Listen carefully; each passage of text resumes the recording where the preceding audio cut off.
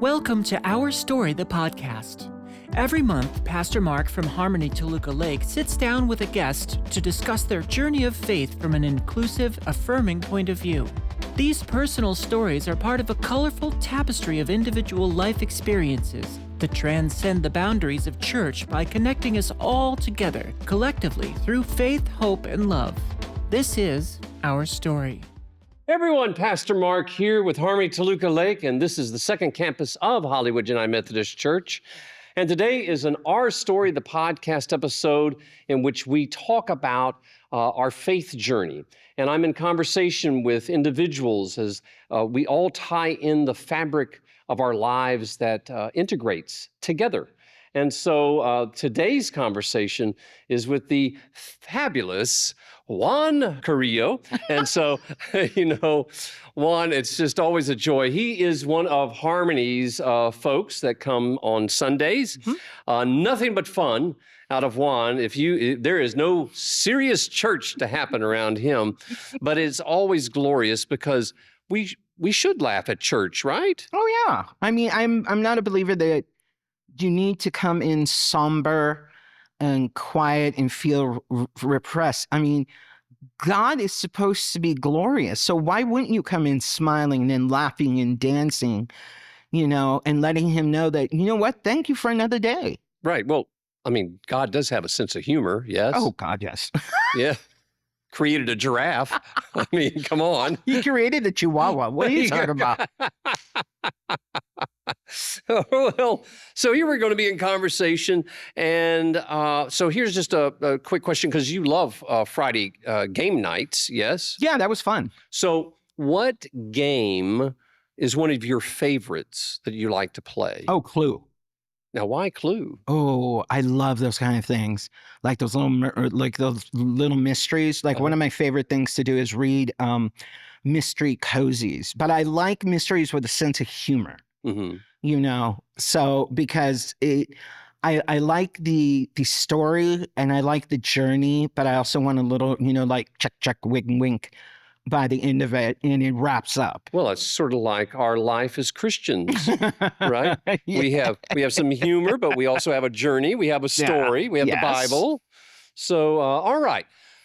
So let's go back in time and just a few years for you. And I want to think back with your childhood upbringing with church. What was that experience like for you? Repressive.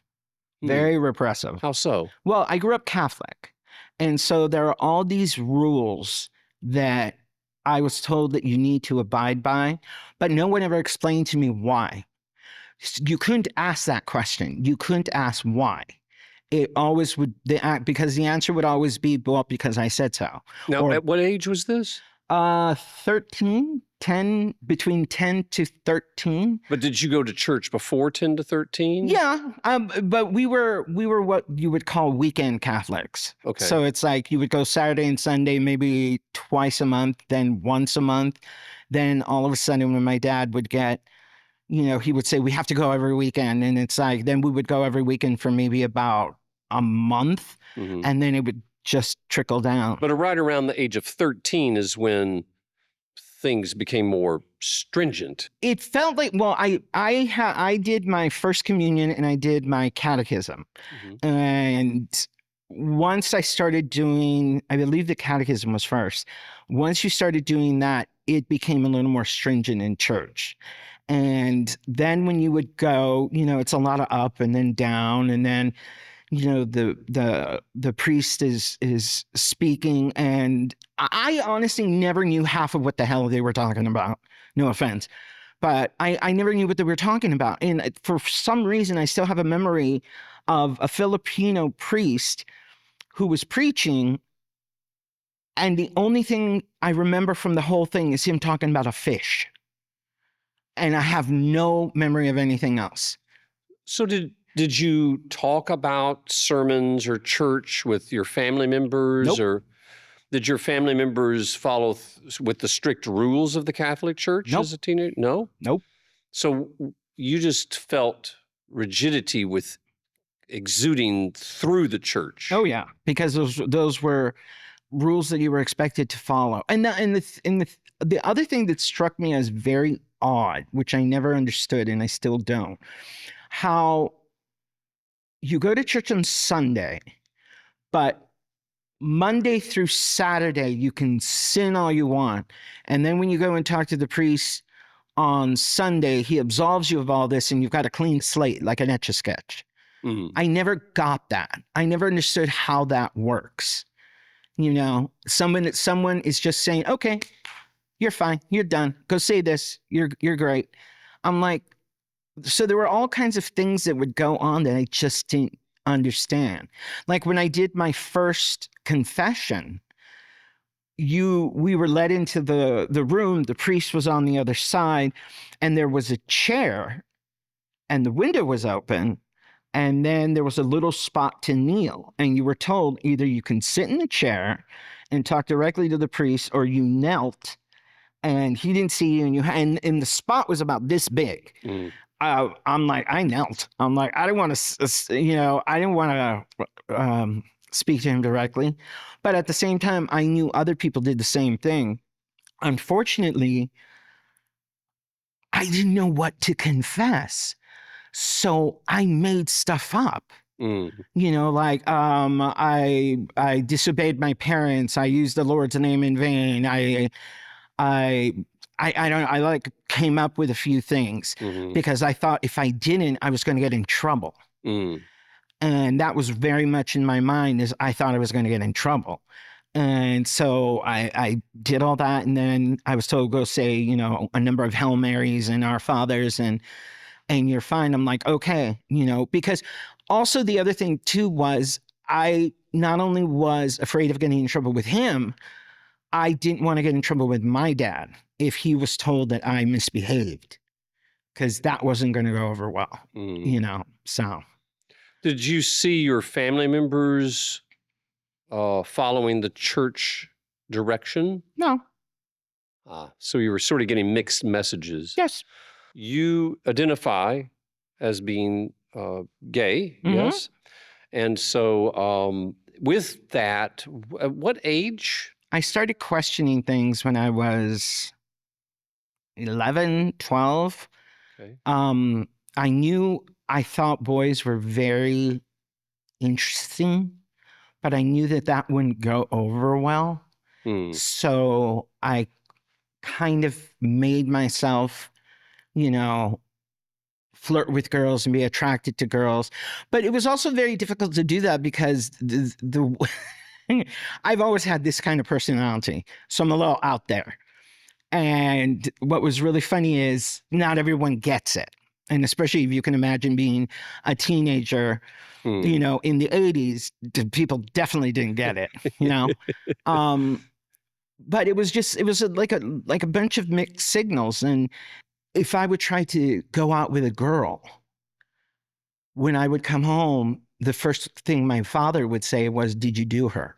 And here I am questioning everything and then going, no, and feeling like I disappointed him and just frustrated to no end. And I didn't know what to do, you know, because I knew I couldn't act on any of this. Well, no, so you got the church saying don't, and your dad saying do. Yeah. And every single thing that the church said when it came to somebody who was gay, oh, it's a sin, it's this, you're going to go to hell.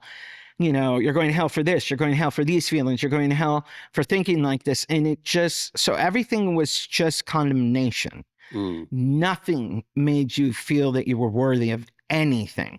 So you walked into the church, you were already a sinner right off the bat. And condemned. You know what I mean? You go into your house and already, you know, you're growing up Latin and Catholic with an Italian mother.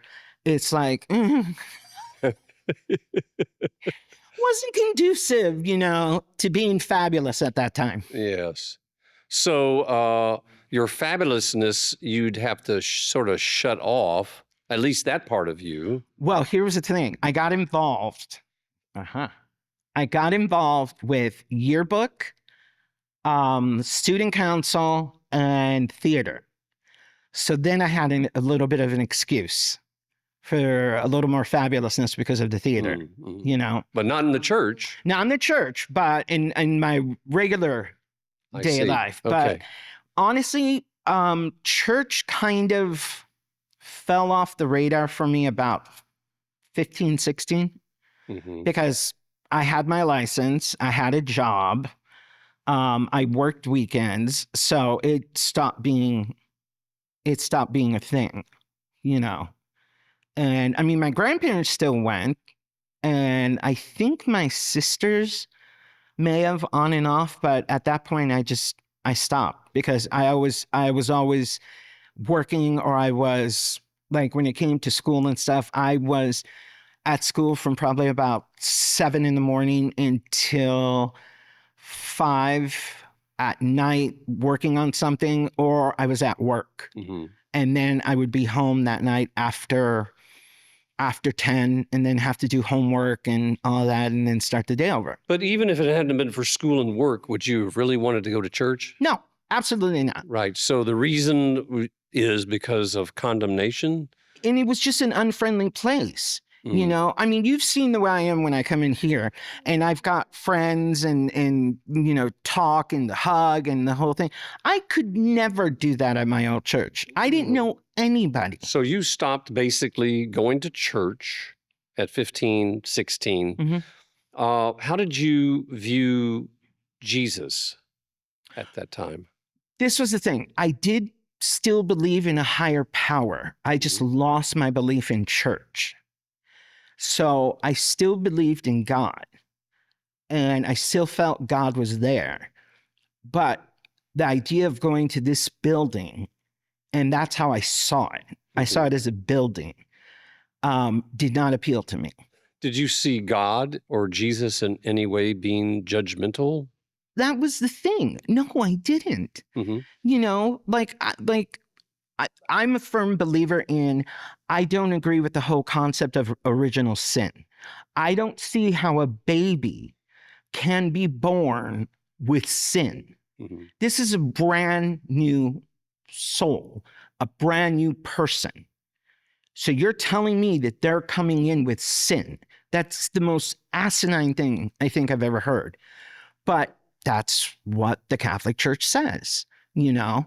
And the thing is, everything always seemed very much, you're going to get in trouble for this, you're going to get in trouble for this, you're going to get in trouble for this, you're going to get in trouble for this. Nothing ever seemed joyous, at least in my view. Nothing ever seemed joyous. Well, it seems almost a direct hit against Jesus, because where's the joy in Jesus if you don't see the joy in church? No, I mean, they had that big crucifix. They had the big crucifix in the church where Jesus is on there, and he's nailed up there, and he's got, you know, that really sullen face and the blood and you know, the abs. It just was very weird. It's just a very weird image. So you stopped going to church. You have started living your life. What brought you back to church? In 2017, I had a breakdown. I was working retail for about 30 years, and I hit this point where I just broke. Like, I had let everything get to me. Health issues, family issues that Gary and I were having. I had gotten to the point where I wasn't telling him all the stress and stuff I was going through at work. And Gary is your ex, just for Gary clarity. is my ex, yeah. Okay. And I wasn't telling him what I was going through at work. I wasn't telling my best friend. I wasn't telling anyone. I hadn't been talking to my sisters, really. And so when it all hit, I just broke. And I remember the day because I have HIV. And so I worked constantly to make sure I had my insurance. And that was one of the only reasons I stayed at this job. I worked at Michael's for 30 years. I mean, I worked in retail for 30 years. I worked at Michael's for 13. But the amount of stress and the amount of nonsense that this particular corporation put on me, I was to the point where had been on an action plan because they didn't like my sales, and they were going to take me off of that and put me on another one. And for some reason, when that happened, I broke. Because I was just like, I don't understand. And then when my then boss told me, well, you could go to part-time, I'm like, what's going to happen to my insurance? What's going to happen to me? Oh my God. And then that was it. And I took a leave of absence, and I basically fell into a deep depression for almost 6 years. And I came looking for a church because I wanted to find something. And in what year was that? 2019, wasn't it? 2018, 2019? Yeah, 2019. Yeah. And I came looking, and because I was so lost, I just didn't know what to do. I'm like, Gary was on a trip. I was by myself for the first time. I didn't, all these people who I thought were friends kind of fell off after I stopped working. It just, and my mom passed in 2005, and so I didn't have her. And so I just needed something, and something told me to try church again. And I remember finding this place because I remember the church in Hollywood. And when I looked it up, I saw that there was one in Toluca Lake. So then I looked up Harmony, and I'm like, oh, well, this isn't that far from me. So I made the arrangements, and I drove down here. And I still remember when I walked in, everyone was so kind. And I remember Loretta. Yeah. Loretta gave me the biggest hug, and I almost started crying then, but I didn't. And you came up, and we talked a little bit, and then I sat for the service, and then afterward we talked some more, and then I cried. And I told you I was looking for a church. And I think I signed, filled out the new member thing or what have you. And then I remember the visitor form. Yeah. Yes. And then I remember going home, and I didn't really think anything of it. And that was Sunday. And I want to say Wednesday or Thursday, your card came. And I was like, okay. And I opened it, and it was such a sweet card from you that basically said, it was so nice to see you, and it was so nice to meet you, and I really do hope you come back. And I think there were a couple of other things, and I remember just tearing up. And I told Gary, I said, I've never had anyone do something like this, and I came back. And I came back. I was to say, you haven't stopped. I haven't. In fact, when we were doing the homeless ministry out of the Hollywood campus, I was there up until COVID shut it down. Right. When we were doing the online stuff, I was, I was watching online. But it was just, there's some, and then I tried to get Gary to come, and I think I got him to come a few times, but for whatever reason, for whatever demon he's dealing, I don't know, he stopped coming. Right.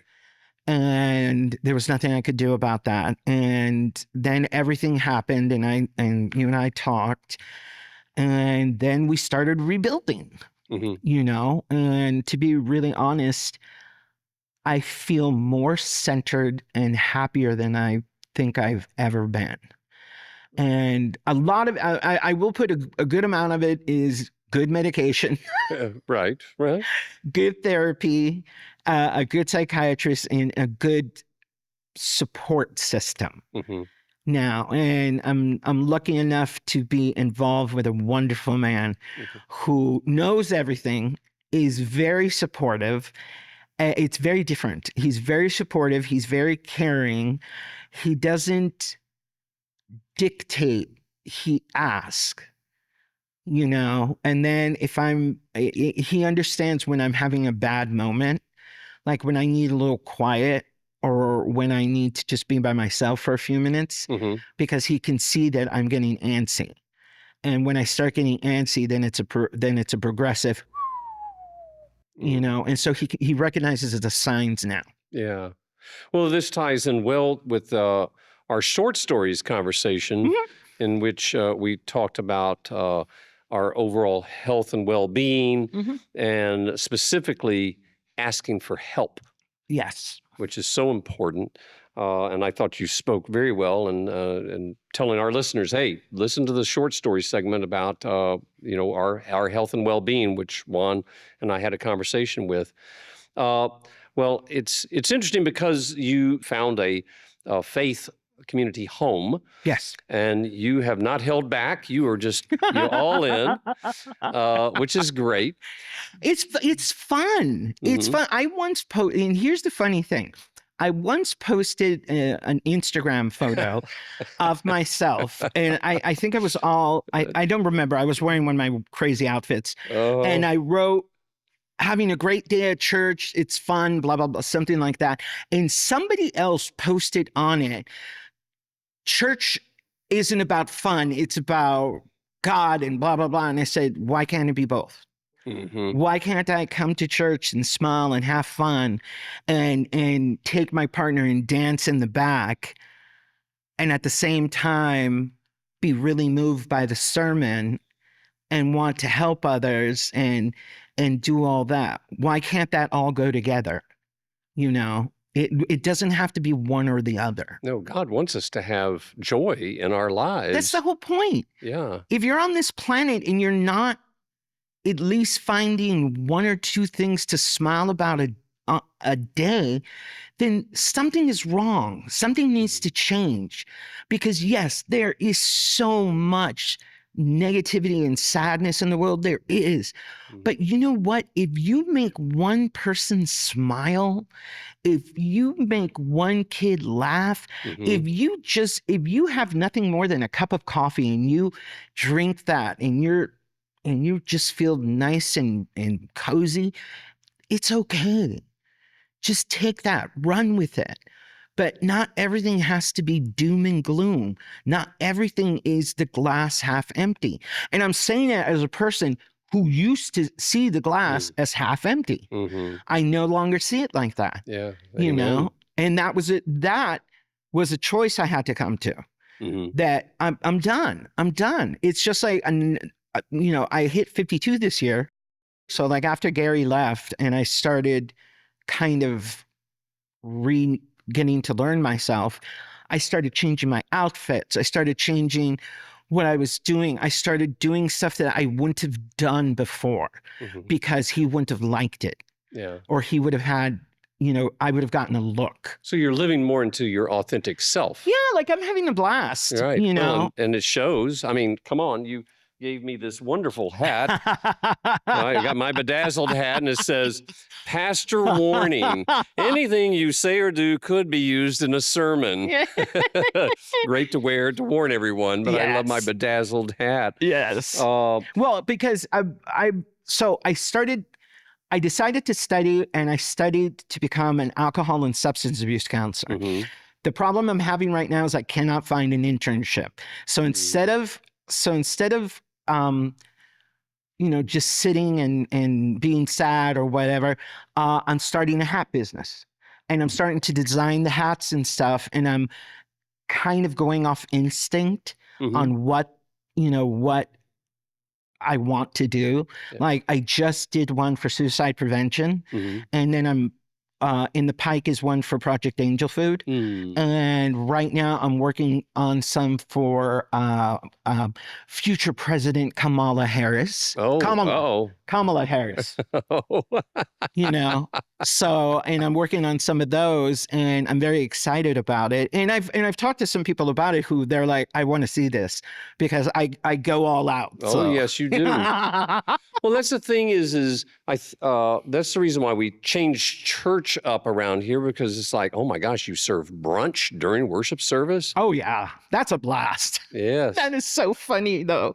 When you see everyone hopped up on food and sugar, and they're like, yeah, it's very enjoyable to watch. Yes. That's the whole thing. Well, part of your service, because you believe in service for others, is you help me in cooking brunch on those Sundays, and we have a good time. Yeah, I mean, I started doing more volunteer work when I was doing the homeless thing. I was so intrigued because all the preconceived notions I had about the homeless population went right out the window, because the people I were meeting were not what I thought they would be. They weren't people who were on the street because of alcohol and drugs and the whole thing. Don't get me wrong, there were some of those, but there were people who, I still remember, there was one young man who came out here from the Midwest and was trying to make a new life for himself. And I remember specifically him trying to find a pair of shoes because he had a job interview. And that is all he wanted, was a pair of shoes. And we found those shoes, you know, and I believe he got the interview. And there were other people who just had health issues and things were real tight. Some people who had animals and they couldn't, you know, they didn't want to give up the animals, so they would come get food from us.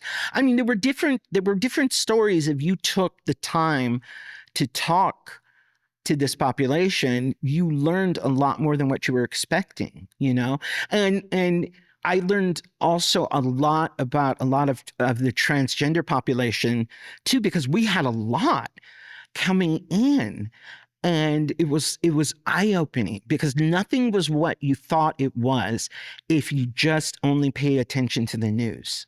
You needed to talk to people. You needed to get to know them. You needed to make it personal. So isn't that what Jesus tells us to do? To be in connection, to be in relationship with one another? Exactly. I mean, that's the thing is it's easy to make a judgment or an assumption about the other until you sit at the table with the other, or you're in direct contact with the other and listening to their story, as well as engaging in conversation and being open-minded to suddenly realize, oh, I need to shed all that away so I can actually see what the truth is. One of the things that I think that we as a society need to get over is it's not a trauma competition. Yeah, that's true. You know what I mean? That is the truth. Like, I don't need to tell you the trauma, my trauma, and then have you go, oh, really? Well, this happened. I'm like, it's not a competition, dude. I'm like, we both have our traumas. That's great. I don't need to know that yours, you know, you don't need to let me know that yours is infinitely worse in your comparison, because my journey is my journey. Your journey is your journey. You know, and I think we as a society need to get over that. And we need to take the time to practice listening to one another, because I think that that's the other thing we don't do. We do a lot of talking, a lot, but I think we do very little listening. And that's part of the journey. Part of the journey is to listen. Because if we're doing all the talking, what kind of relationship is that? Exactly. So is there anything that you would want to share or say to someone looking for a faith community, or wanting to feel like, you know what, is God love? Won't God judge me? Am I not going to burn when I come through the church doors? Is there anything that you might be able to share with an individual who feels that? You know, I make a joke out of that. Jose and I make a joke out of that. If we go into, you know, his son is still Catholic, and so him and his ex keep him Catholic, and so Jose will take him on occasion when he has him to church. And it's very funny. He once told me, he looked at me, he goes, I'm gonna burn. I'm gonna burn when I walk in there. And I said, you might singe a little, but you'll be fine. You know, it's in my opinion, God loves you. He doesn't, she, whatever you believe, does not believe that they created a mistake. So however you feel that you want to express yourself, to be, to portray, whatever, God's okay with it. As long as you're happy, and as long as you're making a difference in some way, shape, or form. And it doesn't have to be big. It can be as little as you walked out of a store and you saw somebody who was sitting there hungry and you went back in and got them a sandwich and a bottle of water. You can do that. You don't need to tell anybody if you don't want to, but you can do that and know that you did a little part. On a hot day, if you see somebody like a mom who's walking her kids and you have an extra bottle of water and you give it to her and stuff. I mean, the thing is, we always forget that it doesn't take millions and millions of dollars for you to make a difference in someone's life. You could just make the difference. Just do it, and trust me, it's like once you do it, God knows. He already knows. He knows what you did. Yeah. And if you need to have a conversation with him and talk to him about it, okay, do that. But you know what? That's between you and him. The one thing I found very interesting, because, I'm a little long in the tooth. So I remember when they were passing that gay marriage. A lot of people, I was in a conversation with a minister, saying we need to pass this, blah, blah, blah, the whole thing. And he's like, I think you should, he goes, I think you should calm down a little bit. I think you should, not talk about that so much. And he was African-American. And I asked him, I said, let me ask you a question. I said, would you say the same thing if they were talking about Black people? Would you say the same thing if it was a civil rights issue? Or are you just saying it because you don't agree? We stopped talking after that because he didn't have an answer. My whole thing is God does not care what you do in the bedroom, because if he did, there'd be many cisgender people who would have a lot of explaining to do. You know what I mean? Yes, there would. Okay. So that's not what God is concerned with. And all these people who concern themselves with what someone does in the bedroom, get your own bedroom. Figure out what you want to do in it. Leave us alone. But the thing is, it's like, as long as you're on good terms with yourself and with God, you're good. Yeah. Well, I want to bring us back as we come to a close now. It's important that grandiose actions are all fine and dandy. Those are very important. But being humble and having humility is also important. Not to be shining the light upon yourself. It's more like shine the light on others, taking care of others. But the small acts, I truly believe, Juan, that the small acts are the ones that have the greatest impact, because you don't know what's going to be the ripple effect. And so I see that in the way that you live your life.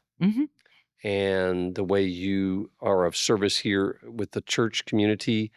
And so let us continue to do the small acts as well as the big acts, but let us do it together. Amen? Oh, amen. All right. On that. So I just want to thank you again for joining me for this Our Story conversation, and to thank our audience, you, the listening audience, for joining us. It's been a pleasure for Juan Carrillo to be part of this conversation, and we look forward to connecting with you again for a future Our Story conversation. But in the meantime, like, share, download this episode, and we want you to have a great day and a great week. Peace. Thanks for listening to Our Story, the podcast, with your host, Pastor Mark Stevenson. This month's guest was Juan Carrillo, and this episode was recorded and mixed by me, Donna Miller. Don't forget to like, rate, and subscribe to Our Story, the podcast, so you never miss a new episode. You're listening to the Harmony Podcast Network, sponsored in part by Hollywood United Methodist Church, of which Harmony-Toluca Lake is the second campus. Find us on Instagram at Harmony_TLC and on Facebook at HarmonyTL. We'll see you next month for another exciting conversation. Until then, as Pastor Mark likes to say, peace.